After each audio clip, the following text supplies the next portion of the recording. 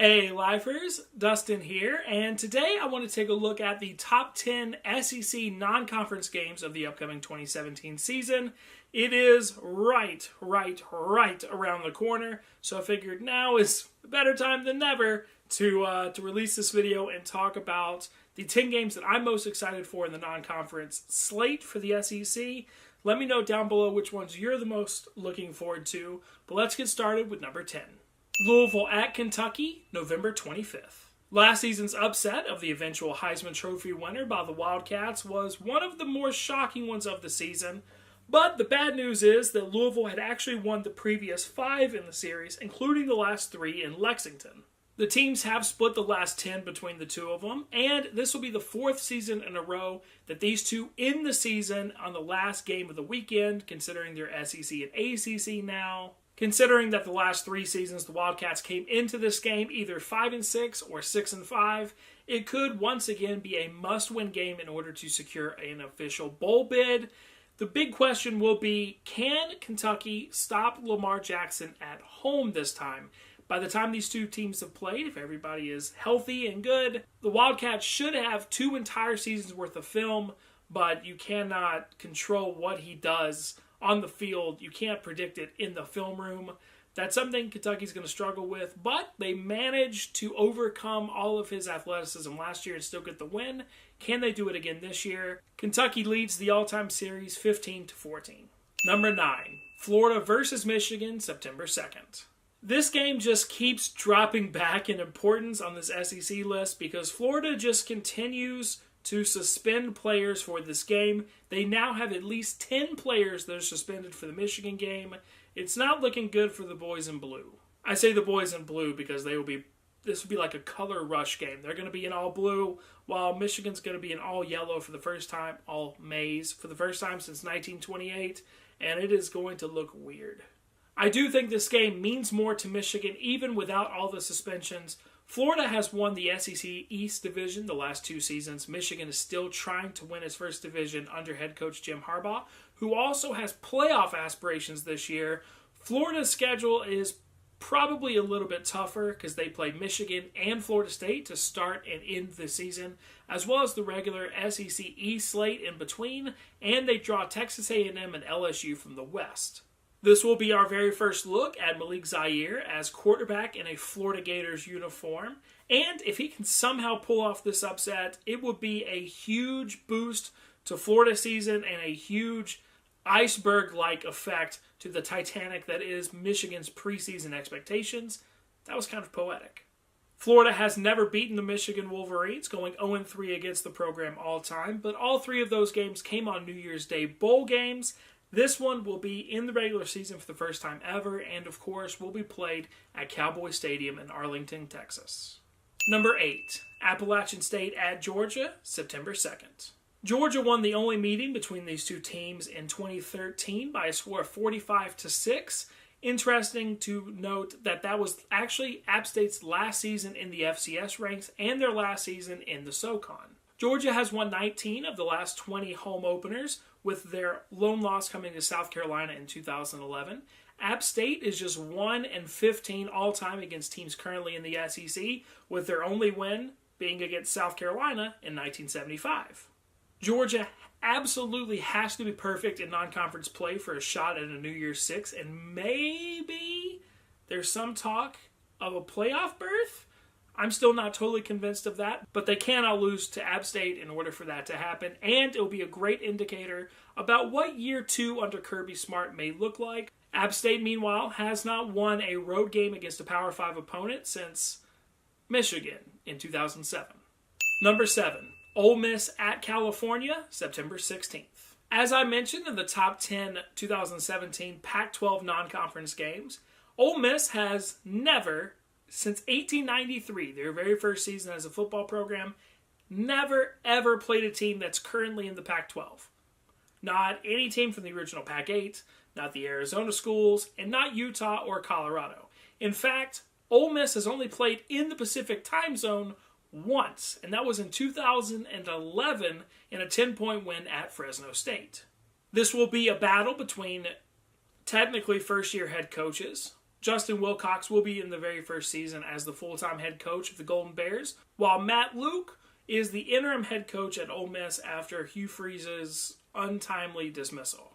Ole Miss has already self-imposed a bowl ban for the 2017 season, so in the big picture, this game is not meaningless, but it means a lot to the community, it means a lot to the football team, and could be a huge boost to the program going forward.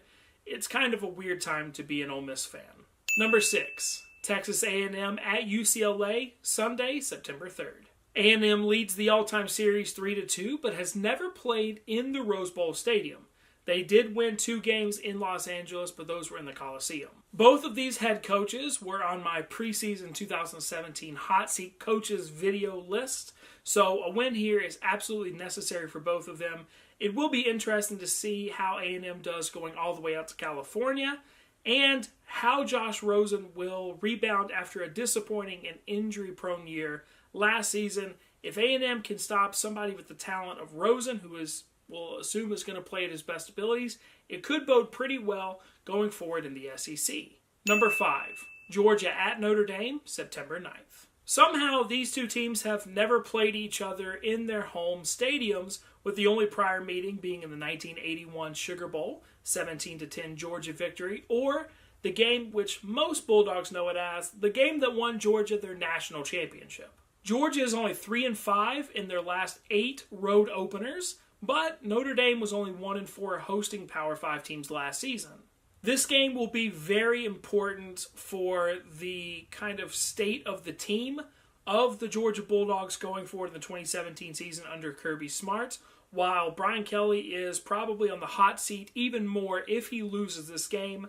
I do have to admit I'm looking forward to it. It'll be really fun to see these two kind of iconic uniforms clash and battle it out on the field. Number 4, Clemson at South Carolina, November 25th. Yes, this is not the most important game of the year. No, I don't think at the preseason a whole lot of the people are expecting South Carolina to win, pull off the upset against a team that's currently ranked number 5 in the preseason poll. But if you don't live in this state, you don't know how heated of a rivalry this really is. Clemson has won the last 3, but they do not have Deshaun Watson anymore, who was the quarterback of those 3 victories. Carolina had won the previous 5, and South Carolina has not dropped 4 straight in this rivalry since 2005. If you want to know why it's a little higher up on this list, the last time here in 2015, Clemson came into the game already a lock for the ACC championship, probably a theoretical lock for the college football playoff. They were number 1 in the country, and South Carolina played them tough. They only lost by 4 points, and they scored a touchdown with 1 second left, but theoretically, going into that last drive, they had time for the comeback, for the upset of all upsets in the history of this rivalry. It is intense, and it will be a tough game. Will Muschamp, of course, is coming off a 6-7 season after getting humiliated by the Tigers last year, but South Carolina has the home field advantage, and at least in the preseason, it appears they have the better quarterback going into the year, so who knows? Clemson leads the all-time rivalry 68-42-4. Number 3, Auburn at Clemson, September 9th. South Carolina won't be the only SEC team to face off against the defending national champion Tigers. This will be the 7th year in the last 8 seasons that Clemson has played at least 2 SEC teams in the regular season. 5 of those have been against the Auburn Tigers, and Clemson has gone 3-1. Clemson has won 3 straight in this regional rivalry, but Auburn won the 14 before that, including 2 Peach Bowls. This will only be Auburn's second trip to Clemson since 1970. They lost in 2011 when they were the defending national champions. Both teams have preseason conference championship aspirations as well as playoff aspirations, but in order to accomplish that, both of these teams need to go perfect in non-conference scheduling. One of these teams will not. Auburn should feel right at home at Clemson. I mean, Clemson is just Auburn with a lake, right? Auburn leads the all-time series 34-14-2. Number 2, Florida State at Florida, November 25th. Another final week ACC versus SEC rivalry. These two teams have combined for a division championship the last 5 years. While Florida State is the preseason ACC champion, or at least favorite to be the ACC champion, Florida is not picked to win the SEC East, even though they've done so for the last 2 seasons. FSU has won 4 straight in the rivalry, 6 of the last 7, and 3 straight in Gainesville. DeAndre Francois is on many people's preseason Heisman Trophy watch list, but how will Florida quarterback Malik Zaire do in the 2017 season? This finale could be a pretty seismic one, with no conference championships on the line, but state bragging rights and potential playoff implications, at least New Year's Six implications on the line for probably both teams. I expect this will be the biggest game in the rivalry since 2012. Number 1, Alabama versus Florida State, September 2nd. Well, how's this for you, Florida State fans? You're not even in the SEC, and you have 2 of the most anticipated SEC games of the year. Officially, the biggest opening weekend game of all time is Alabama's preseason number 1 and Florida State number 3. The 2 teams will officially open the Mercedes-Benz Dome in Atlanta. Alabama is a preseason favorite to once again win the SEC championship game in that stadium in Atlanta, while both teams are kind of national favorites to get back to Atlanta in the national championship game, if not at least the playoff. Alabama officially leads the all-time series 2-0-1, considering Florida State had to vacate the last meeting in 2007. The 2 teams will be playing in their 3rd state, both Alabama, Florida, and now Georgia. This is the 6th straight season that Alabama has opened the season at a neutral site field, and they have won the previous 5 by pretty huge numbers on average. Florida State, meanwhile, is 8-0 at neutral site openers since 1991, and they've won their last 6 games against teams from the SEC. So that's it for this list. Y'all, thank you very much for watching. Let me know down below what games you're most excited for. Is it Florida State, Alabama? It's probably Florida State, Alabama. If there's any others that you're really looking forward to, let me know that down below as well. Thank y'all so much for watching. I hope you enjoyed it. If you did, make sure to give it a big thumbs up. You can also click the circle right there in order to subscribe, or watch any of the other videos over there to the right that YouTube has suggested for you. Thank you so much for watching, and as always, until next time. In order to secure an official bowl bid, the big question will be, can Kentucky stop Lamar Jackson at home this time? By the time these 2 teams have played, if everybody is healthy and good, the Wildcats should have 2 entire seasons worth of film, but you cannot control what he does on the field. You can't predict it in the film room. That's something Kentucky's going to struggle with, but they managed to overcome all of his athleticism last year and still get the win.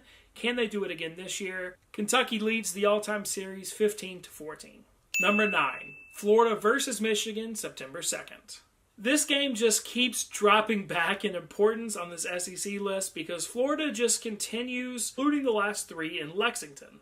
The teams have split the last 10 between the 2 of them, and this will be the 4th season in a row that these 2 end the season on the last game of the weekend, considering they're SEC and ACC now. Considering that the last 3 seasons the Wildcats came into this game either 5-6 or 6-5, it could once again be a must-win game in order.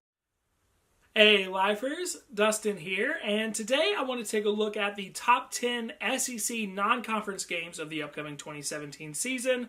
It is right around the corner, so I figured now is a better time than ever to release this video and talk about the 10 games that I'm most excited for in the non-conference slate for the SEC.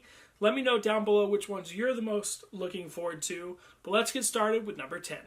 Louisville at Kentucky, November 25th. Last season's upset of the eventual Heisman Trophy winner by the Wildcats was one of the more shocking ones of the season, but the bad news is that Louisville had actually won the previous 5 in the series, including